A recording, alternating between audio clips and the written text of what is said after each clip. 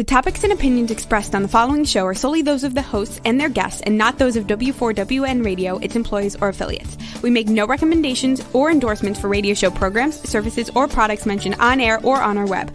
No liability, explicit or implied, shall be extended to W4WN Radio, its employees, or affiliates. Any questions or comments should be directed to those show hosts. Thank you for choosing W4WN Radio. Are you ready to take a journey? Let's connect with the healers of the world. It's that time. It's time for the Language of Healing on W4WN Radio and Talk 4 TV. Now here's your host, Dr. Nicole Fortin. Hey everybody, thanks for tuning in to another episode on the Language of Healing on the Women for Women Network, W4WN.com. You can find us every Tuesday at 2 p.m. Eastern Standard Time here, and Talk 4 TV as well. And today I'm so excited to welcome a friend of mine and just a wonderful human being to talk about how to make your dreams come true in regards to publishing books and, effective communication, storytelling. That's so important in today's, in all types of life experiences. The ability to tell a story and to really, add extra life to life. Use your imagination a little bit. We're all about having fun and really embracing that youthful vitality to engage your spirit in living a great life. That's what I stand for and I strive for. And so let's welcome our guest today, Cheryl Fountain. Let's have her on the stage, and our co-host, the pipe man, he might be coming in a little late, but so we might have an invader. He always invades the stage. Hi Nicole, how's it going today? It's good. How are you? I'm good, thank you. Yeah, what's coming? What's been happening in your world lately? Well, oh my goodness, what's been happening in my world? It's grown. I started writing and publishing my own books in 2020, and from that created a publishing business. So we actually help people self-publish now under Raspberry Press. It's been really fun.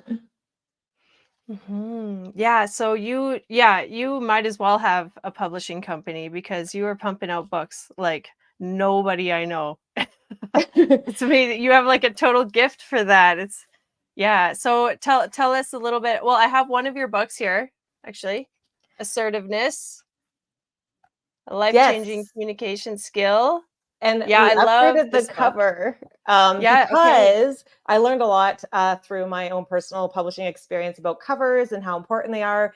And the first time I published that book, I didn't know a lot about publishing. I was just trying to get it out there and just getting the word out there because I used to teach assertiveness training classes. People really benefited from the information. And my goal was, how do I get this information to more people so it's more accessible instead of signing up for a 10-week course, which was, it's not that expensive, but still it could be expensive for some people, where you could get a book that has a lot of the same information in it. And that's when I published that first book, I realized how simple the publishing process could be. And that there's a lot of, I did a lot of research after that and before that to develop my skill set and then to help other people do the same, ways to get their imagination out there, their creativity. Some of it's nonfiction. We do a lot of children's books. I've also published many children's books and more are on the way. It's been absolutely a joy. Yeah, I know I have purchased a few copies of your children's books, but did not keep any for myself, but I've given them to many friends. And so what are the skills then? You mentioned you had some skill, you had to develop some of those skills.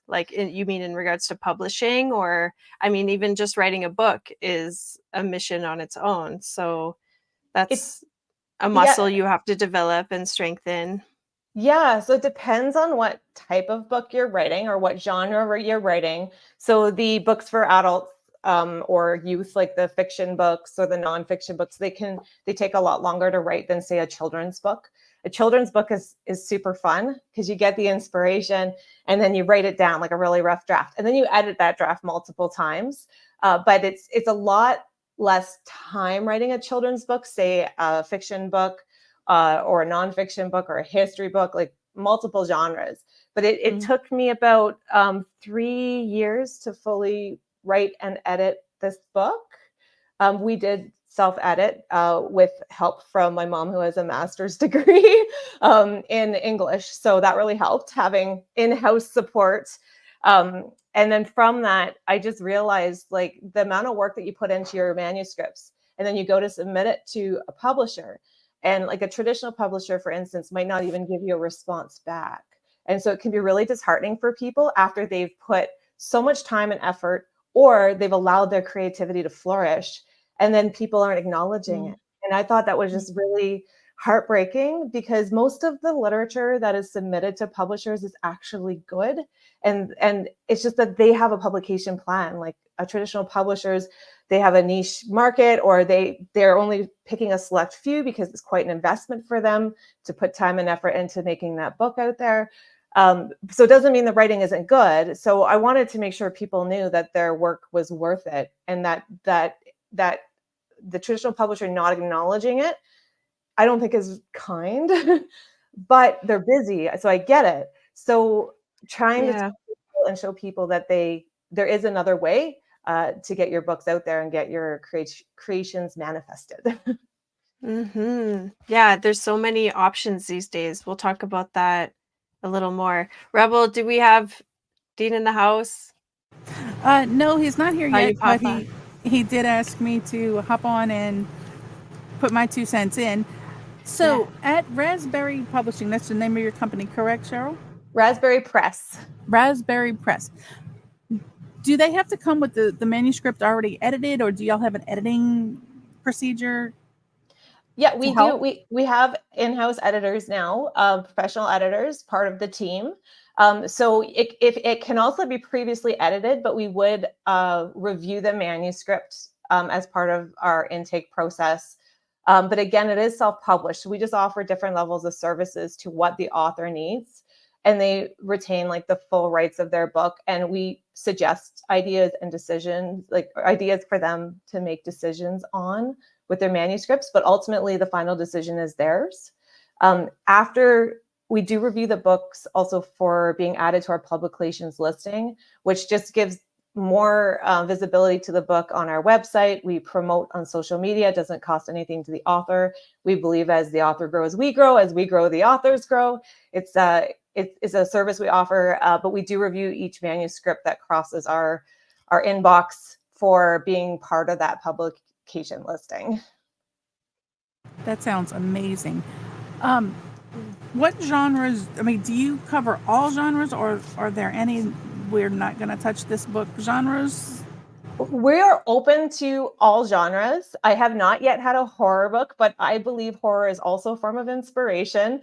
We would still assess it to have the Raspberry, like be part of the Raspberry Press publication listing, though. Like we don't really promote hate or anything that would, like our goal is to add joy and inspiration into the world. And I know it sounds weird, but horror can add inspiration and joy, because some people really like horror, but there's a fine line. We don't want to publish anything that's hateful or derogatory in nature.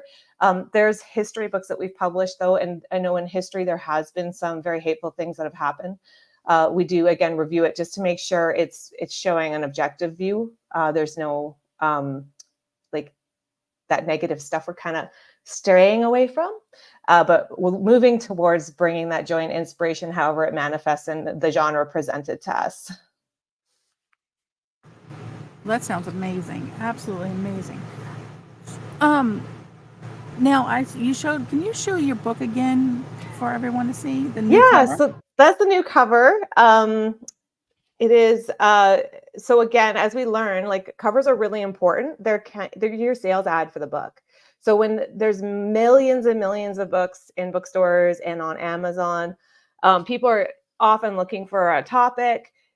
How they find you, this catches their eye, and this is what is the first thing they decide to click on it or pick it up from the bookshelf.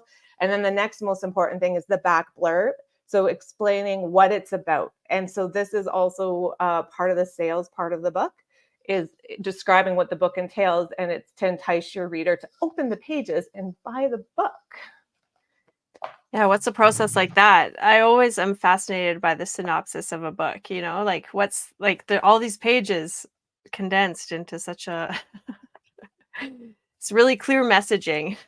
Yeah, and that's what we Yeah. help authors develop Yeah. the blurbs as So someone well. could just, come to you at what stage would someone come to you with their like ready to publish So book? honestly, at any Edited stage, and yeah, any stage. any stage, if you're writing it and you need help with the visioning for the writing process, we've been trained, like myself and colleagues within Raspberry Press have been trained with neurolinguistic programming, where you help ask questions, but we ask questions to bring out the answers from the author. And so it's coming from that person. We're not telling them what to write or what to do. We're asking questions to help bring out the individual's creativity. Hey, Dean. Hello there. How are you? And I don't even know what I may have missed. Sorry that I had technical difficulties. That's terrible too, as the station owner, to have technical difficulties. It happens. But yeah, We are in Mercury retrograde, well, there you go. Speaking of which, though, I woke up, this is side tangent, but amazing, because today I saw that there's like a very special window of comets, asteroids, like meteorites. You can look in the sky over the next 2 days, or yesterday and tonight or something like that. And I woke up at 4:30 to, and I thought, oh, I'm going to check out the sky. And it was a clear sky. And there was Jupiter and Mars, like super bright, just lined up. And I was like, Wow. wow, it's so pretty when you see like the sky bedazzling, and it's like such a source of inspiration, I think. Anyways, I And just it thought, was yeah, check out Mars. the night sky. It wasn't Venus or Mercury. It was Mars, because usually we see Yeah, it was Mars, Jupiter, Venus, right? but Those are the we normal rarely prospects. see Mars like Yeah, Mars that and easily. Jupiter were like right Whoa. close together. Hmm. That's It really was awesome. cool. They also Yeah. just found out, by the way, that they have more information that there might be really life on Mars, that there's some water Mm. reservoir in the core of the planet. Well, why do you So, think they're trying so hard to get there? well, because we're destroying this one. That's why. Well, we We- might need an alternative for sure Right, sometime like soon. It might take a while to get there and populate it. So we're I out get there it. trying to find Yeah. another planet to destroy, because we See, here's know. their next science fiction, Well, there's slash that's exactly slash it. future realist. Speculative fiction Dune, the too. next Like, Dune. oh my Yeah. goodness. Yeah, absolutely. No, it's inspired. Like, that's like inspired by life events is how I write, and where I come from. Some of my writers are inspired by dreams. Wyatt Tremblay has a wonderful book called The Key to Enniskillen. It should be a movie, and I'm putting it out there. Like, somebody needs to make this into a movie. We're going to be working towards trying to find somebody who's willing to take a look at it. And it was inspired by a dream. So, I mean, like, it's pretty cool where you can find inspiration. And I'm a big, like, I love the universe. I love planets and stars. So I totally appreciate your Well, comments. wouldn't a lot of creativity in writing a book come from dreams, I would think, anyway, because, you have these dreams, you wake up and like, wow, that would be cool. And if you write it down, like, immediately, I think that is kind of where a lot of it comes from, either dreams or daydreaming. And exactly. And honestly, Mhm. most people who have written a book and wanting to publish, it is the dream for them to publish that book. It's been a lifelong dream, or since they were a little child, or it's like, you know what I mean? Like, not just a dream or a daydream, but like a personal realization dream. Yeah. I've always thought it's like everybody should write a book or have a book, like even just because everyone has a story to share and to tell, and it's almost like a legacy that you leave, or like, or I just think kids something you should write contribute. books.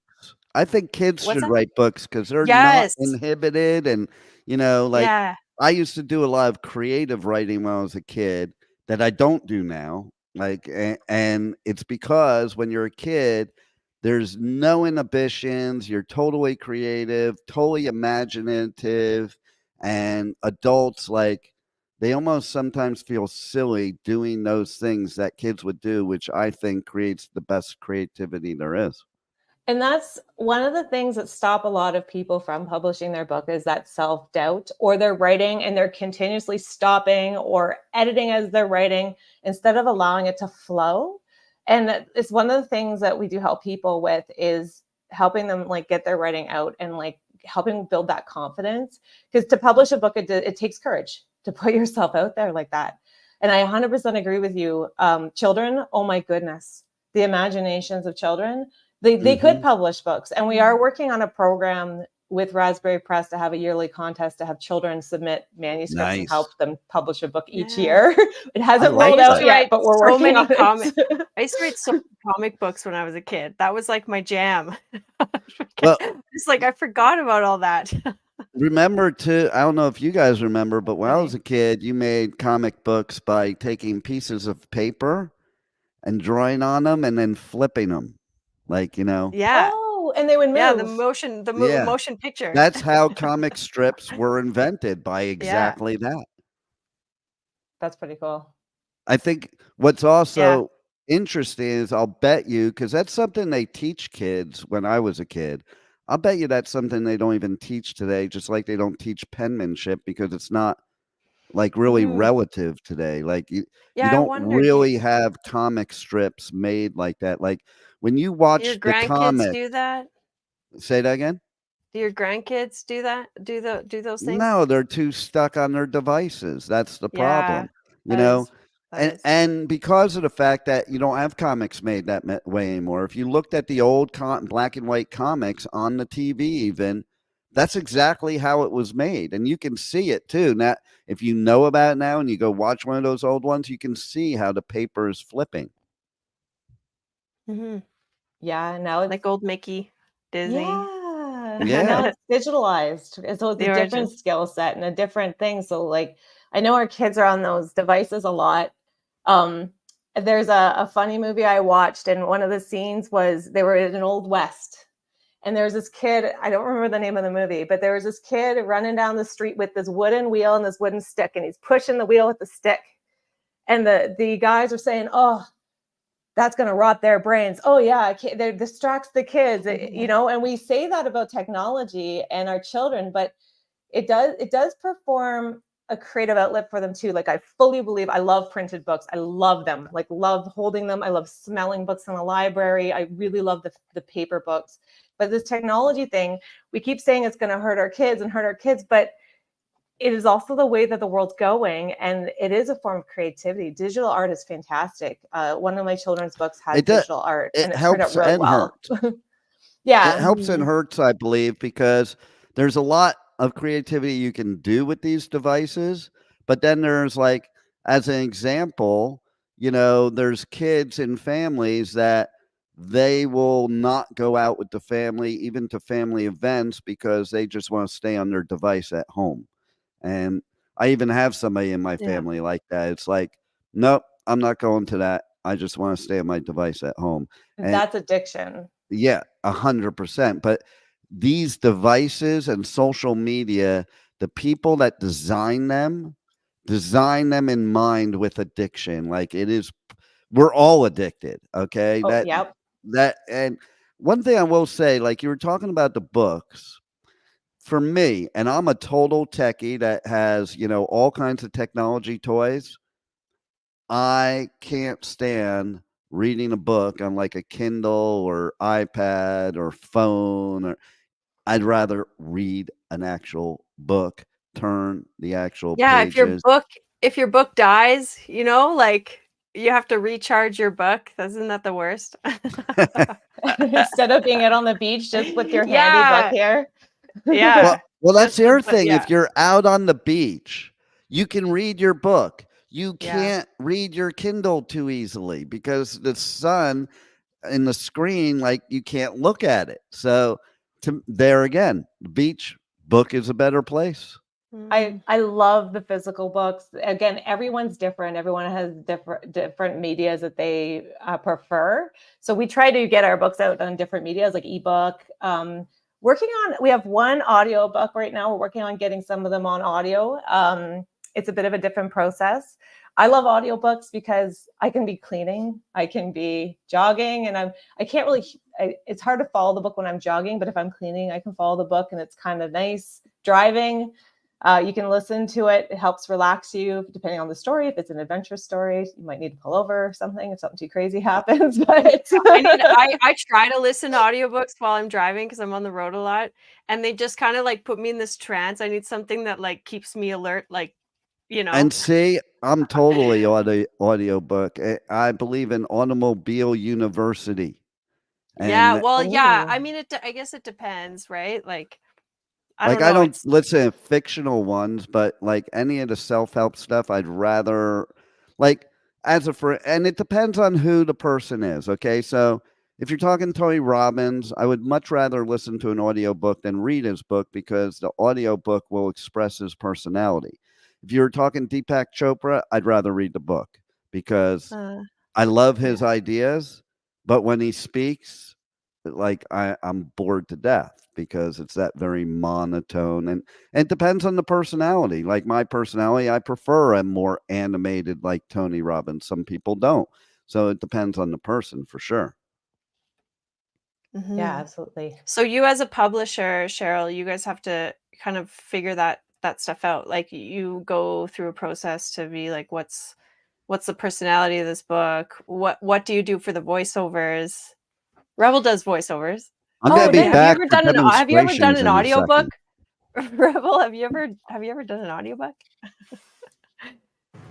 I don't know it. See, I literally meant a second.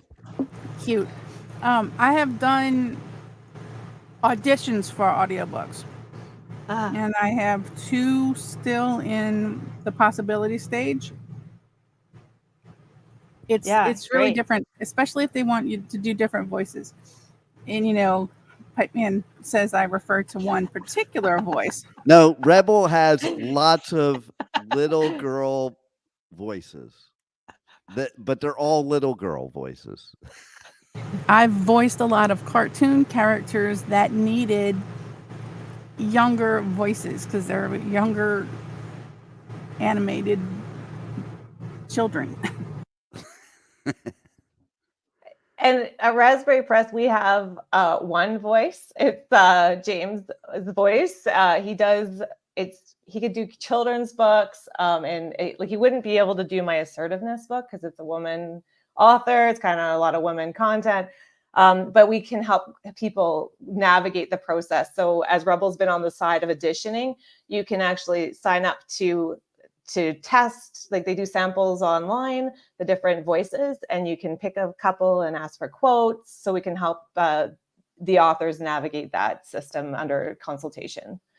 I want to go a step further too. What you're talking about books, it's hard to see because of my virtual background. Yeah, blending in. But that's my book. Well, yeah, Dean's focusing written a book. in doesn't help my virtual background there much. Put it like right, put it on your chest or something. There we go. There we go. Yeah. Hey, that worked. Good job, Nicole. Who said no wonder you're the doctor of the show. I'm resourceful, that's for sure. So, and one thing I bring up too, okay, so my book's available in paperback, hardcover, and ebook. And I can tell you right now, for me, I also prefer a hardcover. So again, going back to like if you're doing Kindle, there's a Kindle. But I like the idea of having different types, and I like having hardcover, and it's just like when you make vinyl records, there's different types of vinyl. And I can tell you, I have a storage place that is half of it is just for my books, because I just can't get rid of books either. You're not supposed to. Remember when we were younger, like it's like sacrilegious. I regret every book I've ever given away, donated. I have boxes. And which is like I should like share the knowledge, but I'm like that's rich. And I don't, Like, and this is different for me. So yeah. children's book, yes, I keep them, I pass them down. Yeah. I've have a 23-year-old and an 8-year-old, so they were very well used children's books. Some of the ones I've given away, I've regretted the children's books, but books themselves, I've usually read them enough where I don't need to read them again. Some I keep that I do refer to over and over again, mostly self-helpy stuff. Yeah. But I Mhm. think if you pass it on, like I usually donate to those. I don't know if you have them everywhere in the world, but they have these little free libraries in front of people's houses where you can take and donate books to. So I know it's getting some in somebody else's hands. So sharing it, or use bookstores. And there's even a bookstore in St. Albert that when they sell the book, they donate proceeds to the local hospital. So I love sharing books, and I don't mind rebuying them. I've rebought a few books a number of times after I've Mm. given it away. Yeah, And you're yeah. supporting That's the funny. author Yeah, I that's too. love true. used That's true. books. I love used Uh, books because I would go in like I used when books were a thing to go out and buy 'em. I guarantee you in my collection of books I probably didn't even read yet because I just would see books and buy them, and especially in a used bookstore because it didn't cost that much. So I'd buy a whole bunch of them. Yeah, my college textbooks I still have. Like I yeah, of didn't even course. want to Those are get like rid of essential them either, resources. you know? And it comes in handy for when you got this younger generation that thinks they know more. And so, like, something came up recently where I was talking about one of my grandkids was saying something about 1 + 1 = 2. I'm like, when you get to really advanced math, they're going to teach you how 1 + 1 = 3. And then another adult there said, I'm taking calculus 3 and I never heard that and said that to a grandkid. So, I can go to my storage bin and pull out my calculus book and show that the first chapter is where they teach you limits and how you can prove that 1 + 1 = 3. But maybe you forget that when you get to calculus 3. I do remember that. And I See? remember being blown away and the Right? whole world was turned upside down. But it is. Math is Yeah. it's so creative. Like there's people out there who who apparently can do equations to make flowers or something. It's beyond me, but there's Yeah, Well, just the yeah. metaphysical mathematics. like Fibonacci sequence or something. Like, well, okay, so Sure. here's something cool though. Like speaking of numbers, that we actually train children to be linear, 1, 2, 3, 4, 5. And actually, in like babies, or if you didn't train people to be like that, you would be very animalistic in nature. So 1 + 1 equals like more. Like they don't see one. It's like you have one and then you take one more and they'll take like a ton more, you know? Like there's no, I don't know if that makes sense. But I've taught it's that like one the plus one difference. equals 11. Yeah. There It you go. does. And it can. And it can. And it depends Oh on my how your gosh. mind works, which is why Yeah, anybody because that's it's an author and has exponential. an Anyway, idea should write a book because there's right. so many. You can think, Yeah, well, that everybody. book's already been written, but has it been written? Maybe it hasn't been written. The Yeah. ideas change, things evolve, and you know, even the fact of like what we're talking about, stuff like a perfect example is one of the books that I have in storage, and it's more to just blow my kids and grandkids' mind is my book from typing class. We're not talking computer class It's an because archive. it was not nobody had a Vintage. computer. Nobody had a computer. It was typing class. And you literally it was required to take typing class when I was in 8th grade. And the the funny thing is my youngest daughter, she's like, when she sees me on the laptop, she's like, Dad, you type really fast. Well, yeah, that's because I was taught something kids today aren't taught. Like they're not taught how to They don't type do on it. typing class anymore? They don't do What? keyboarding either. Like that's why you see so many of these kids, they'll be like Uh, finger pecking it. it's just supposed to be intuitive or instinctual. Like I don't I know. would like to let's do a show where we get a whole bunch of kids, all different ages, and ask them to define to us what is home row. And I'll bet you 0 no. My son knows. My son Nice. is taught. He's in I grade. bet. He's Cheryl, going into you're grade awesome. 3. He knows home row, and Nice. he did learn it. He learned it in grade 1. So I they're love learning it. this in grade 1. Just saying. Okay. See, now that's good. Well, My maybe that's grit- the difference between I- Alberta and Florida or something. Well, Or I don't you know know, where I you're. don't think it's a majority of everywhere or what that does that anymore. Because if you say something like that to my grandkids, well, I need to take a typing class for. I have a phone. You know, because Oh. this younger generation that they won't even use computers for anything most of the time. They use phone for everything. And me, Mm. I think there's a time Wow. and a place to use a computer still nowadays. Even though I can do everything on my phone, I think that's something that's missed too.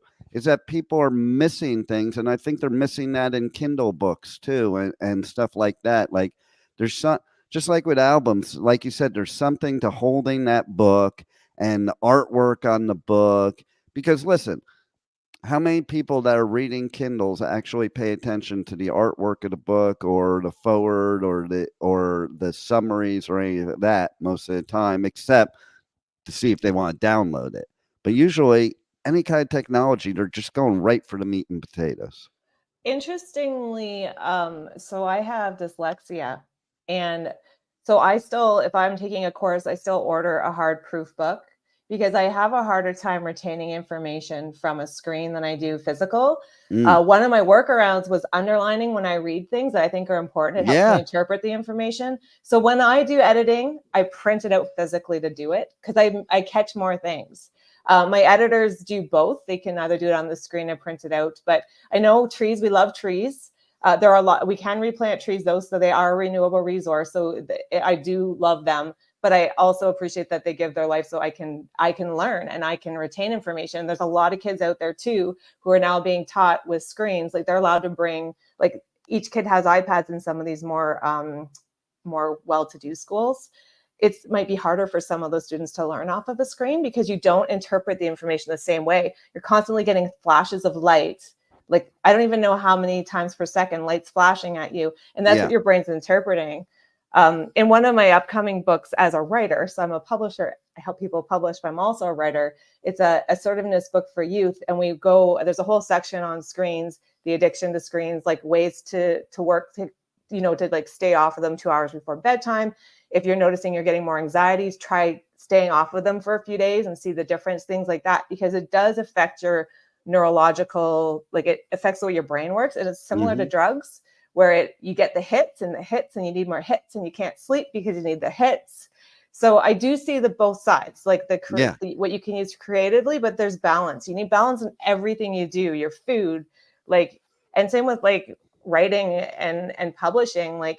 You have lots of energy and there's ups and downs, but it's making sure that it's a balanced process. You're not throwing, I don't know how to explain it. You're not shutting off the world to publish your book or shutting off the world to write your book. But at the same time, you need those parts of time where you are focused on it, but you just need that overall balance in everything you do. Absolutely. And I think too, with, what you're talking about, for me, going to college, going to high school, how did you study for an exam? You highlighted.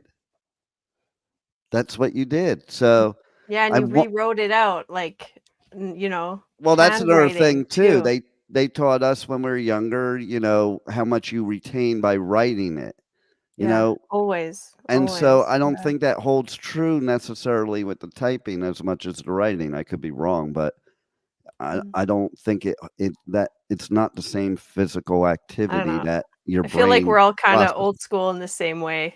Like, give me the hard copy. Writing by hand is a little different. I now type. I used to Yeah. only write by hand, but then you have to retype it out. So ideas, Yeah, though, or audio or dictate it or yes, something. yeah, Yeah. or doing a storyboard, right? I'll write that out by hand, and I post different things on the wall, and then you can move things around when you're planning out your manuscript. But typing out the full manuscript is a lot more time efficient. Oh, Yeah. I agree 1,000,000%. Okay. Because what happens when you write handwriting, then you still have to type it anyway. and then you have a bunch of cross outs and it's not neat and stuff. Like, to me, what I love about typing a book is that it's so easy to edit as you're going. And I want to talk about editing for a second because I think that's important.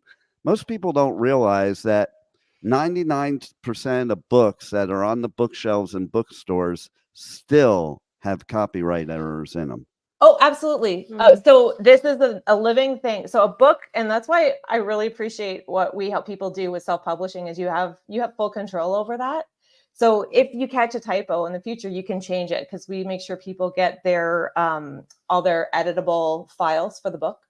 So even traditional publishers, every time I read, I edit now. I can't not read a book and find errors. And that's just what I do. Like if I'm reading for fun, I'm always like, it's interesting. It doesn't bug me, but I'll tell you at the beginning of this publishing process, it used to drive me nuts. And then I had to remind myself that it's literally everywhere. Traditional publishers, when people pay thousands and thousands of dollars for an edit, or if people only pay hundreds of dollars for an edit, you're going to have a typo.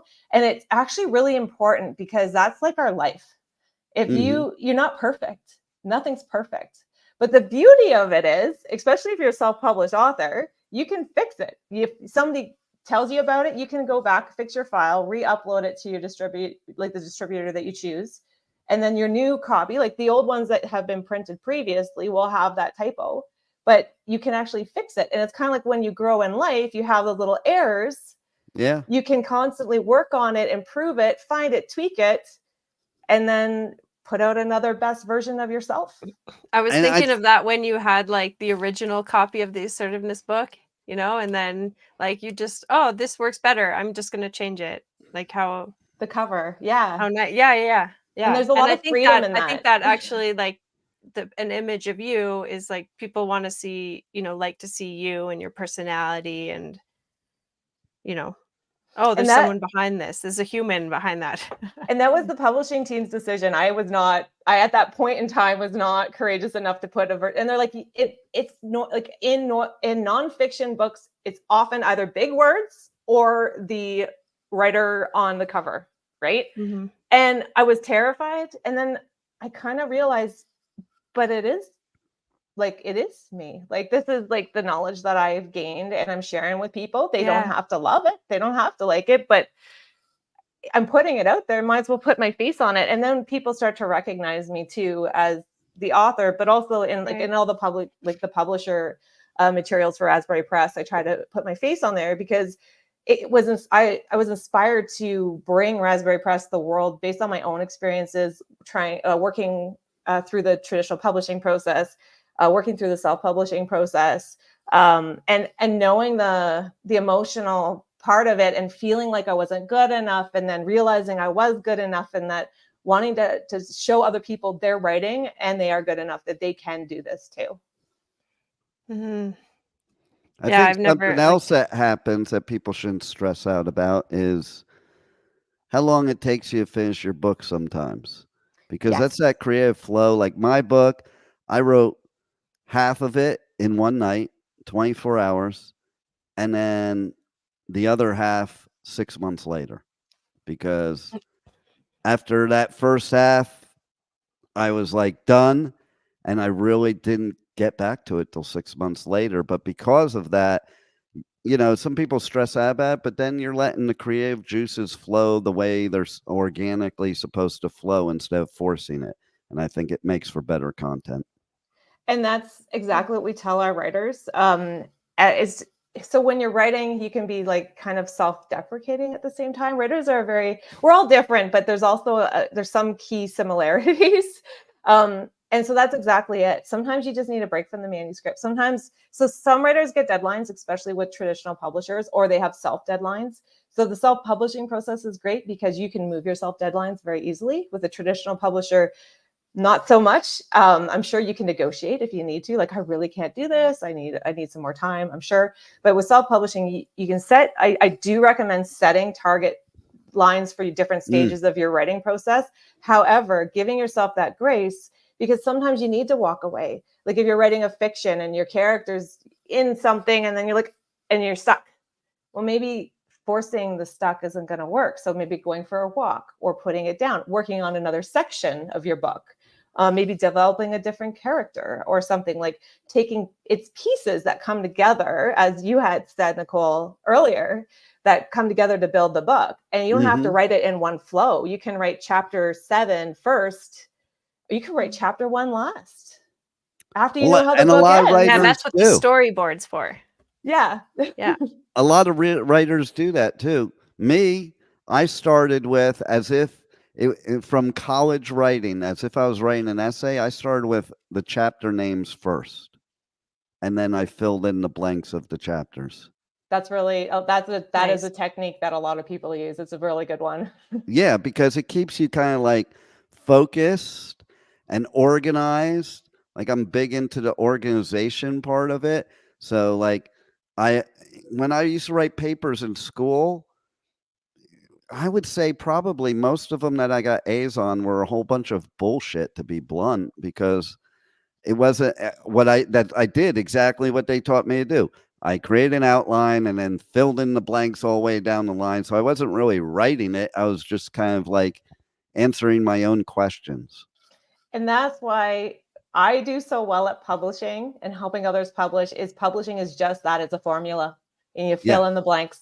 There's certain steps you got to take in each stages of the process. So it's similar to like a paper. You got, your introduction, your thesis, your paragraph 1, 2, 3, and your conclusion kind of thing. It's the same with publishing. You just need to know what to fill in the spaces with. So the writer does the writing, and we help them fill out the rest of the formula.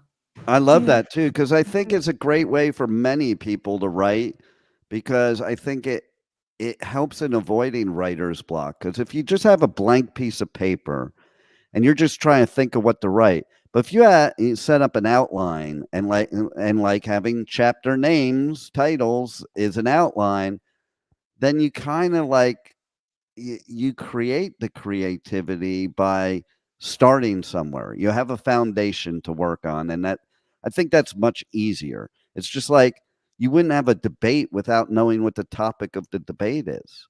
But once you know the topic, it's much easier to debate it. Yeah. It's the synopsis of the book. It's like the condensed, if you started with the back of the book. Exactly. And you expand. Sorry, Cheryl, you were going to say something. No, it's lovely. I was just thinking the same thing with publishing. Like again, there's just the different stages. But the titles, that's what I was going to say. Even though you might start with your outline and your titles, those can change too. Yeah. You can, like a book title of mine changed, Sock Suit 2. It was it changed at the very end. And I've also helped that with different authors. Like a lot of people come with a title. Titles are really important because it's also part of the sales of the book. Like if it's a catchy title, it's memorable. So we do help authors with that too. So they might have they're sold on an idea of a title. Again, it's their book, their final decision. But we have a mastermind group that plays with the title, come up with different things and come up with the best solution. You can also actually take your titles options to focus groups. So if you're a children's book author, you could ask a friend who might be a teacher or a school, and it would be awesome. They would totally support you, especially high schools and elementary schools would support you. You could do a little bit of, you're part of my writing process or my publishing process. Here's a couple titles. Which one do you like best? So you can do that kind of stuff as a self-published author too. And schools are usually very eager to support, and also are like literary groups of people who support literacy and have like groups of people where they teach literacy too. They're also very eager to support writers and publishers, like self-publishers.